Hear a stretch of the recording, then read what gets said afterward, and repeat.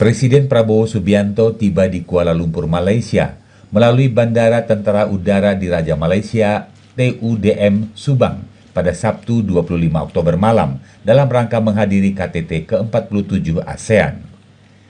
Kedatangan Presiden Prabowo disambut oleh Menteri Pertahanan Malaysia, Datuk Seri Muhammad Khalid Nordin, Menteri Luar Negeri Sugiono, Ketua Protokol Kemlu Malaysia, Datuk Yubazlan bin Yusof.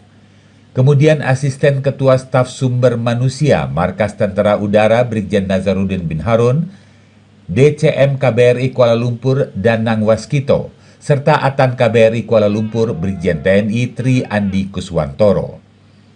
Presiden kemudian melanjutkan perjalanan ke hotel tempatnya menginap di kawasan Bukit Bintang. Sejumlah diaspora Indonesia menyambut hangat kedatangan Presiden Prabowo.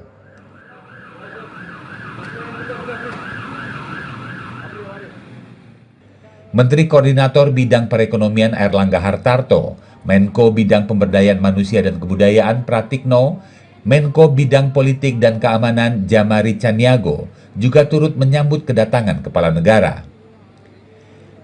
Adapun Presiden Prabowo dijadwalkan menghadiri KTT ke-47 ASEAN yang berlangsung di Kuala Lumpur Convention Center pada 26 hingga 28 Oktober 2025 dengan mengangkat tema inklusivitas dan keberlanjutan.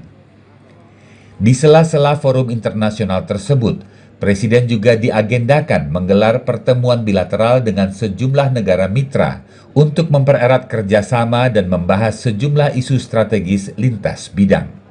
Dari Kuala Lumpur, Malaysia, Cahya Sari, Kantor Berita Antara, mewartakan. Tidar juga. Ketua Tidar Malaysia, Pak.